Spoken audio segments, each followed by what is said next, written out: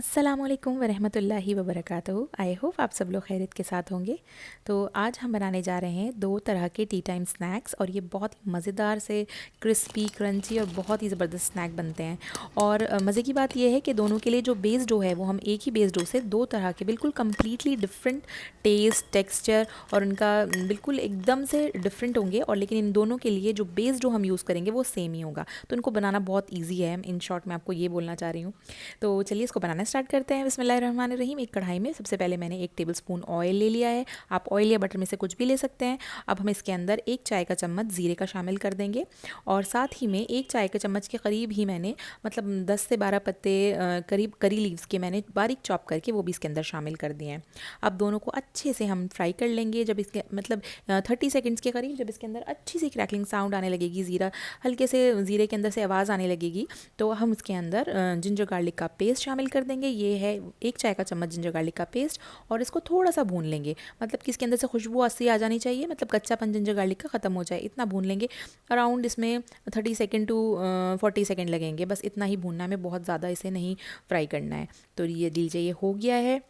अब इसके अंदर हम पानी शामिल करेंगे। तो अच्छा, जो मेजरमेंट मैं आपको बता रही हूँ उसके लिए आप जो मेजरिंग कप्स होते हैं उसका तो यूज़ कर ही सकते हैं, लेकिन अगर आपके पास मेजरिंग कप्स नहीं हैं तो आप नॉर्मल अपना कोई कप ले लीजिए, उसी से सारे मेजरमेंट करिएगा।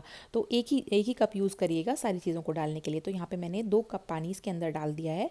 तो आप इस तरह से 2 कप पानी डाल दीजिए सबसे पहले, और 2 कप पानी डालने के बाद अब मैं इसके अंदर ये तिक्का मसाला ऐड कर रही हूँ। तो अगर आपके पास तिक्का मसाला नहीं है तो आप नॉर्मल इसके अंदर थोड़ी सी मिर्च, थोड़ा सा धनिया और गरम मसाले का ऐड कर सकते हैं।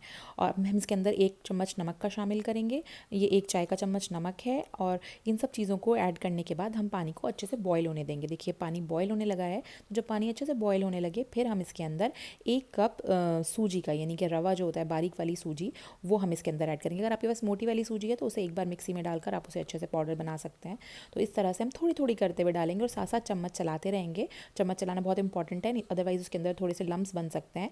और 2 कप पानी के अंदर हमने 1 कप सूजी डाली है। तो अब जो भी कप आप डालेंगे, जिस भी कप को यूज़ करेंगे, तो 1 ही कप यूज़ करिएगा।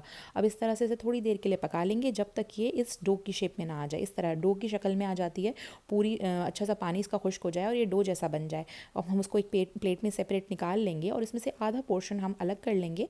और यहाँ पे मैंने आधा पोर्शन अलग कर लिया है। अब इस वाले आधे पोर्शन की हम बनाएंगे टिक्का बाइट्स। तो टिक्का बाइट्स बनाने के लिए सबसे पहले हम जो हमारा बेस डो है उसके अंदर हम चिली फ्लेक्स के ऐड करेंगे। ये 1 टीस्पून मैंने चिली फ्लेक्स ऐड करे हैं, और साथ ही में मैंने 1 उबला हुआ आलू इसके अंदर शामिल कर दिया है।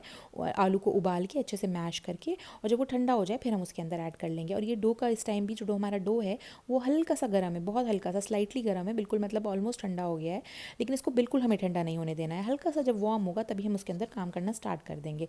अब ये देखिए, अब हम इसके छोटे छोटे पोर्शन में इसको डिवाइड करके और इस तरह से पतले पतले से हम इसके लॉग बनाएंगे और उनको इस तरह से कट कर लेंगे। तो ये हमारे बन जाएंगे टिक्का बाइट्स, और ये बहुत ही ज़बरदस्त बनते हैं। और ये कितना आसान है, देखिए, बस ऐसे हमें हल्का हल्का सा रोल कर लेना है, और ये बहुत आसानी से हो जाता है, चिपकता भी बिल्कुल नहीं है।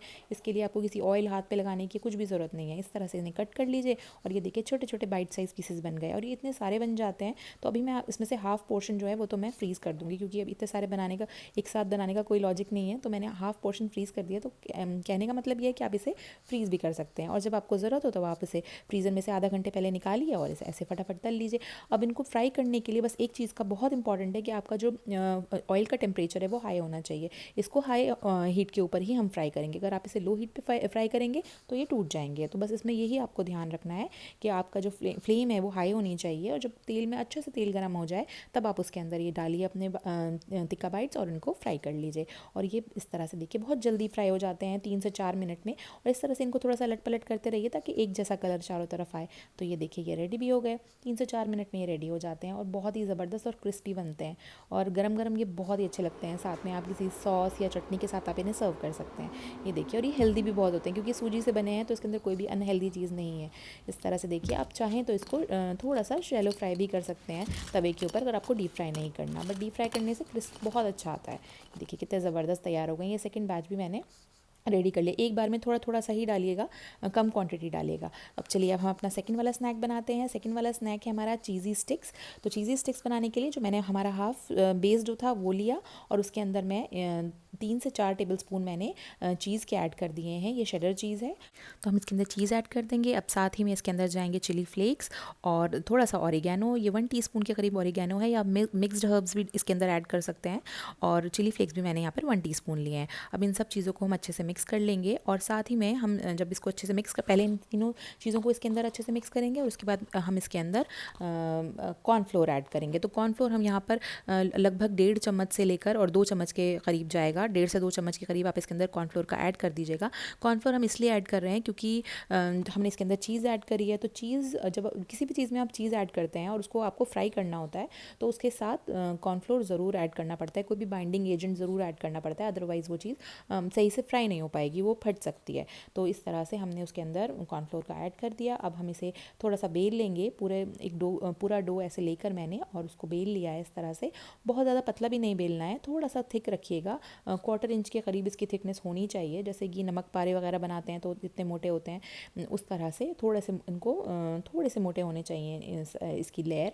तो इस तरह से, और हम इसको एक स्क्वायर की शेप दे देंगे। पहले इसके चारों तरफ से एजेस को, एक्स्ट्रा एजेस को हम कट कर देंगे और एक तरह से स्क्वायर शेप में ये आ जाएगा इस तरह से। ये देखिए अब ये स्क्वायर बन गया। अब हमें बीच से इसको मैंने इसमें एक और कट लगा दिया है और अब इसकी स्टिक्स कट कर लेंगे इस तरह से। देखिए कितना आसान है, ये फटाफट से बन भी जाता है। और ये देखिए ये ना बिल्कुल जैसे फ्रेंच फ्राइज़ बनते हैं ना, तो वो आलू के बनते हैं, ये इस तरह से सूजी के फ्रेंच फ्राइज़ भी आप इन्हें कह सकते हैं।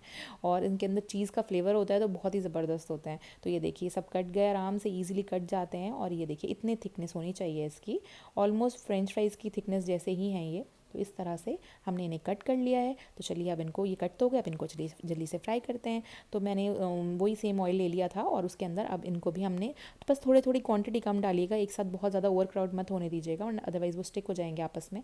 और इनको भी उसी तरह से हाई फ्लेम के ऊपर ही हमको फ्राई करना है। आप पहले एक डाल के देख लीजिएगा कि हमेशा कोई भी चीज़ आप नई ट्राई करते हैं तो पूरा बैच एक साथ मत डालिए, पहले एक स्टिक डाल के देखिएगा। अगर वो बिल्कुल सही हो, तो अगर वो बिल्कुल भी ना फटे और सही फ्राई हो रही है, तो आप एक साथ और सारे डाल दीजिएगा। वो कहने का मतलब यहाँ पर ये है कि कभी कभी ऐसा हो जाता है क्योंकि चीज़ कम आपने डाल दी, ज़्यादा डाल दी, तो उसकी क्वांटिटी पे भी फ़र्क पड़ता है। तो आप उस हिसाब से अपना कॉर्नफ्लोर की जो क्वांटिटी है वो एडजस्ट कर लीजिएगा। अगर आपको लगता है कि अभी आपका डो जो है डालने से वो फट रहा है, तो आप उसके अंदर थोड़ा सा कॉर्नफ्लोर और ऐड कर दीजिएगा। मैक्सिमम इसमें 2 टेबलस्पून कॉर्नफ्लोर जाएगा, उससे ज़्यादा नहीं जाएगा। और ये देखिए कितने ज़बरदस्त बने हैं, इतने क्रिस्पी बने हैं और ये बहुत ही ज़बरदस्त लगते हैं। बच्चों के तो ये फेवरेट हो जाते हैं। तो आप ज़रूर ट्राई करिएगा ये रेसिपी और मुझे बताइएगा कि आपके ये स्नैक्स कैसे बने। दोनों रेसिपीज़ को ट्राई करिएगा, टिक्का बाइट्स को भी और चीज़ी स्टिक्स को भी। तो चलिए इंशाल्लाह फिर नई वीडियो में आपसे फिर मुलाकात होगी। तब तक के लिए इजाज़त। अस्सलाम वालेकुम व रहमतुल्लाहि व बरकातहू।